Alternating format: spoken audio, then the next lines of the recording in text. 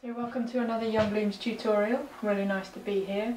Wearing my very glamorous new apron, not sure whether you can see it. But back for another interesting tutorial that I'm going to talk you through. So enjoy. So we can get cracking with this design. I just wanted to share before I started this very helpful mechanic created by a lady called Holly Hyder. She heads up Chapel Designers, which is an amazing organisation, worth checking out on Instagram or anything like that. But this mechanic she created to, I guess, help avoid using Oasis. But I am going to use it to create a display of dried flowers here to complement this macrame hanging that I've done. So during lockdown, this has been my new addiction. Find it really therapeutic, really you can switch your brain off and just sort of concentrate. It can be quite frustrating. I think there's some of the knots that I got really frustrated by. But with practice it seems to, get there quite quickly. So this probably took me about, I don't know, it was something that I worked on and off with. So maybe like a day, if spread over a couple of days. I just came back to it at various points. So yeah, just something really beautiful that you could use at a wedding. You could make it a feature if it was larger. I think the final design, this was a tutorial that I found on YouTube. So the final design had a lot more fringing here, so make it bigger. But yeah, it could be a feature for you to get married in front of, really beautiful.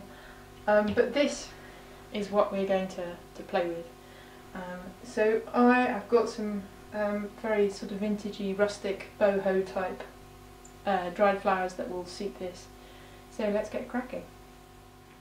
So I've done some adjustments to this, and I've actually put two nails in here because I found very quickly that it was swinging. So you put something heavy in at the top and then it was swinging around here, so you're just kind of wanting to wedge it into place.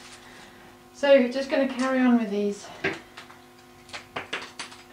I've got some dried mimosa, which is really pretty. Really quite delicate. It does crumble quite a lot, but the texture of it is lovely, and just creates quite structure. It's really held its shape as it's dried, which is lovely. I'll put some more of the mimosa in. And I think because the delicate nature of the macrame, you don't want something really heavy and overbearing on the design. So I have found in practice that actually when I looked at the photos of the first piece that I did, I realised there wasn't the kind of flow of the design was quite sort of sticky outy. It didn't sort of have that continuous feel of this is all integral to itself. So that's always a good trick, I think, is to stand away from your design and have a look. Got some rather lovely dried, they're spray roses actually, and they were left over from the event I did. So it's nice to be able to use those.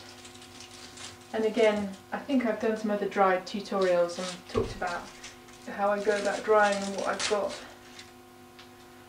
So you can kind of see the structure is taking place, looking good. Just going to snip those bits out. So you want softer elements as well, so I've got some pampas grass, which is rather gorgeous, and the lighter nature of it sort of lifts the design. Yeah, I've got some feathery bits here, and also some amaranthus, dried amaranthus, which is just gorgeous. Some more upright than other bits, but really nice just to enjoy the feel of it. As I work, I just wanted to say thank you as well. Thank you so much to all of the new subscribers. Really lovely to have you on board. And do like videos, do share them if you want to. I really appreciate that. And it just gets the word out. And gets the word out about the flower school, because I know that quite a few of the new subscribers to the flower school have found me through this YouTube channel, which is fantastic.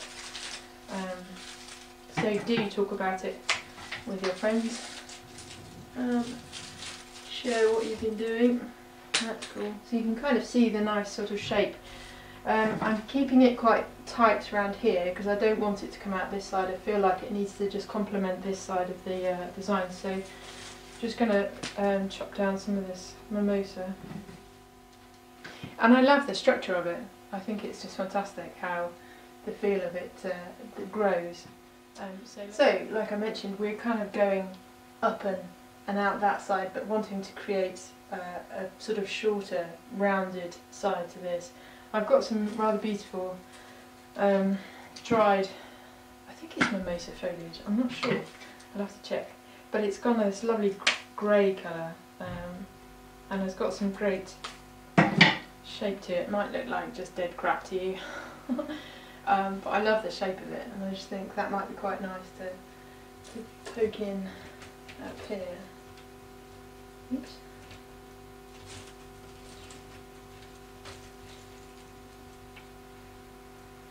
Yeah, nice.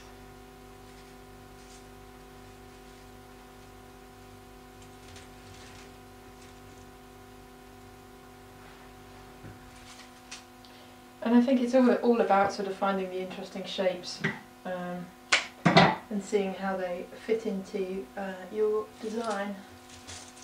Oops. Where they look best. Yeah, really nice.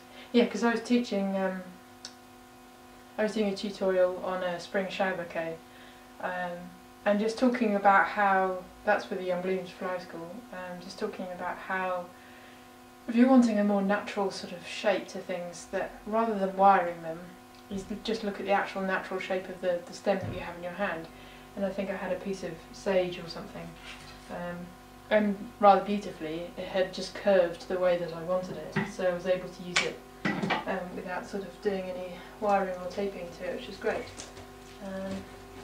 So yeah, really nice to find bits like that. Right, I don't think we'll need much else. Got some flaspy, which is dried quite beautifully. I'm just going to pop that in here. And it's nice to look at the lighter textures and the darker textures and just see how they balance between each other. I think having lighter stuff definitely lifts the arrangement, and that's what you want, because I think this could become quite cumbersome in a way.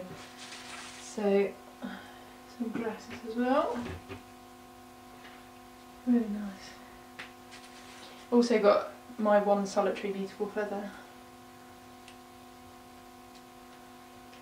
Poke that in. So I'm just going to finish off this side with little bits.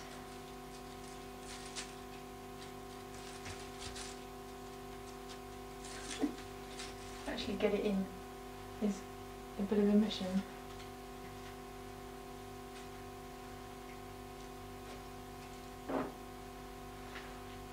Beautiful. Cool. Right, so I'm just going to finish this little section and I'll come back to you when it's all done. So I just wanted to share the finished design. I filled in sort of round this side and also added some bits in here.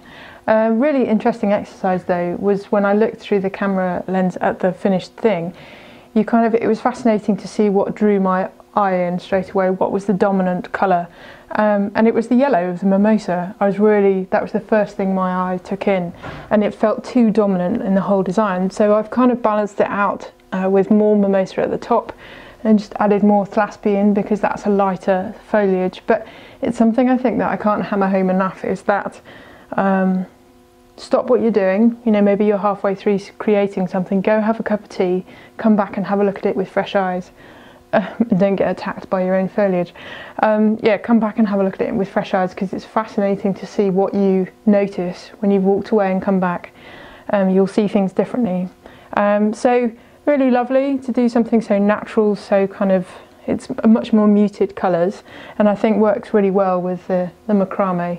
I really enjoyed doing this hanging. So yeah, lovely to to kind of conjoin the two, and it's something, you know, that I can sell to my clients, and I think it's worth doing stuff like this, even just for posting on Instagram and having material to post on Facebook. I know that new businesses, that's a really hard thing to get yourself going, you know, to have the material to keep talking about, all that kind of stuff. So thank you to all of you who have subscribed recently. Really appreciate it. Really lovely to have you. If you haven't already, do subscribe, do like the tutorials, and do share them if you so wish. That I really appreciate that. So do as well check out Young Blooms Flower School, because this is what it's all about. This is what, you know, gets me going. So it's www.youngbloomsflowerschool.com, and I look forward to seeing you next time.